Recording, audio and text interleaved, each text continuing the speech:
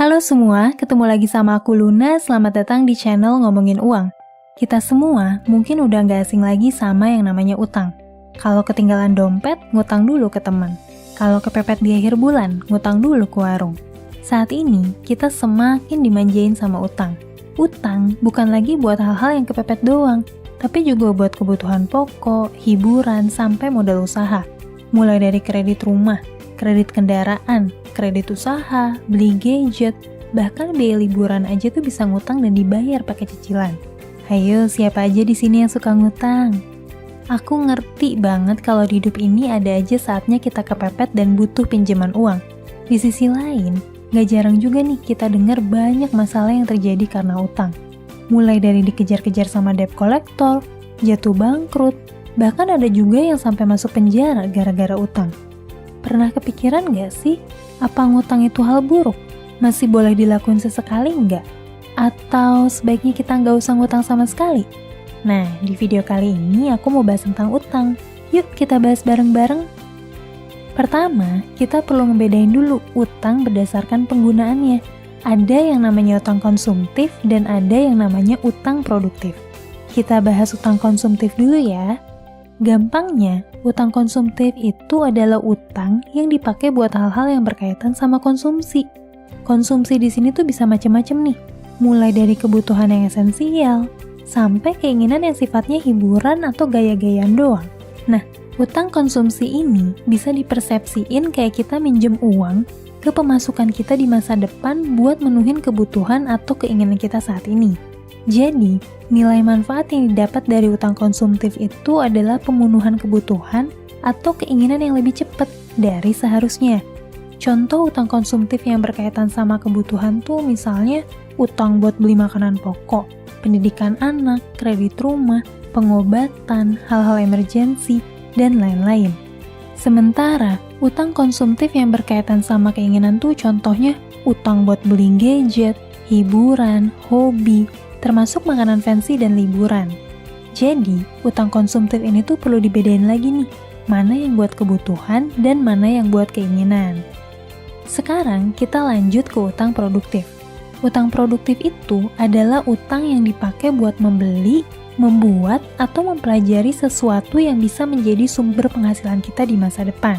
Jadi, manfaat dari utang produktif ini tuh adalah kesempatan untuk bisa punya aset atau menciptakan sumber penghasilan baru di masa depan. Contoh utang produktif itu adalah utang buat bikin usaha, utang untuk sertifikasi profesi tertentu, utang untuk beli tanah dan tanahnya dipakai buat bangun ruko atau kos-kosan, atau bisa juga utang beli kendaraan buat dijadiin ojek online. Nah, biasanya cicilan dari utang produktif ini tuh bisa dibayar pakai penghasilan yang kita dapat dari sumber pemasukan baru yang kita bikin. Misalnya nih, kita ngajuin kredit buat beli 1 unit apartemen, terus apartemennya kita sewain. Kita kan dapat biaya sewa tiap bulan tuh. Nah, biaya sewa itu bisa kita pakai buat bayar cicilan pembelian unit apartemen tersebut. Setelah kreditnya lunas, kita jadi punya satu aset yang bisa secara produktif menghasilkan uang buat kita. Oke, sekarang kamu udah ngerti ya bedanya utang konsumtif dan utang produktif. Kalau kita balik lagi ke pertanyaan awal, apakah semua utang itu buruk dan apakah sebaiknya kita nggak usah ngutang sama sekali? Jawabannya tergantung bentuk utangnya dulu seperti apa. Yang jelas, utang untuk konsumsi yang didasari keinginan doang tuh sebaiknya nggak dilakuin. Sementara, dari sudut pandang keuangan, utang produktif dan utang konsumtif untuk kebutuhan tuh masih boleh dilakuin nih.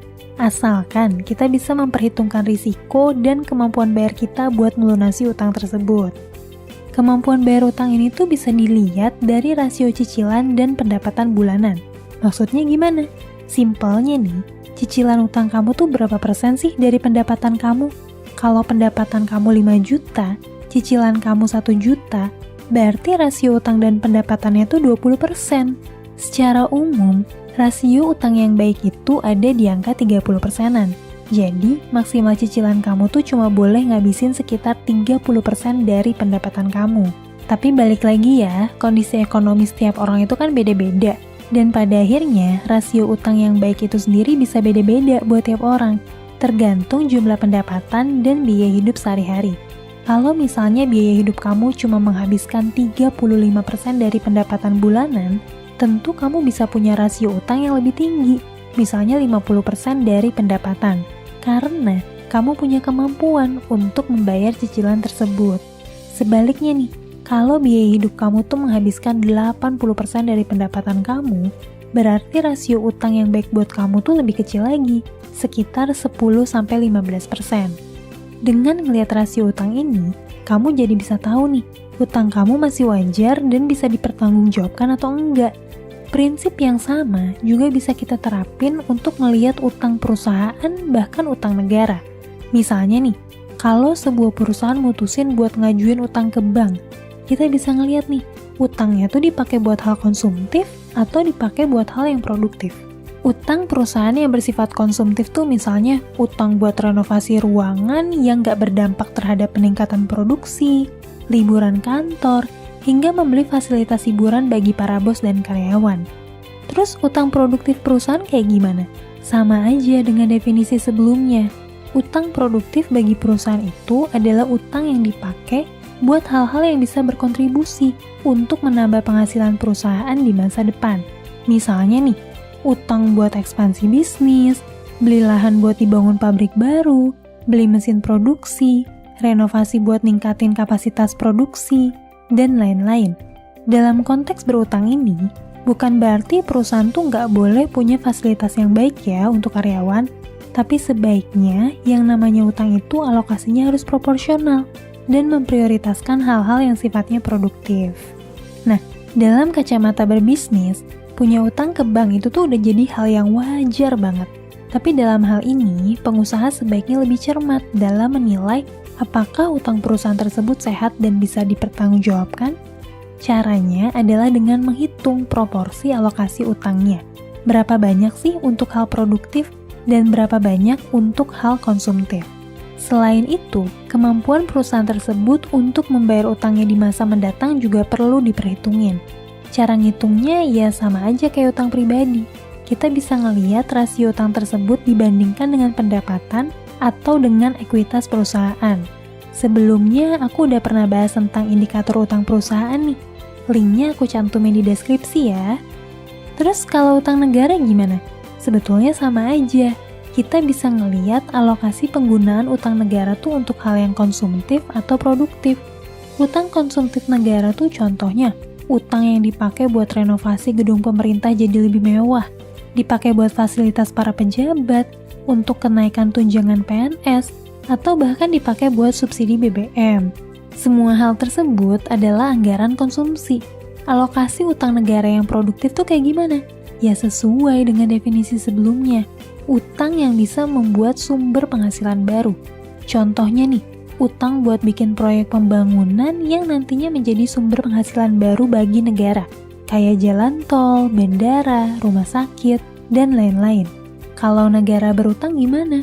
Apa sebaiknya negara nggak usah ngutang aja? Dalam skala kenegaraan, utang negara tuh udah jadi hal yang biasa.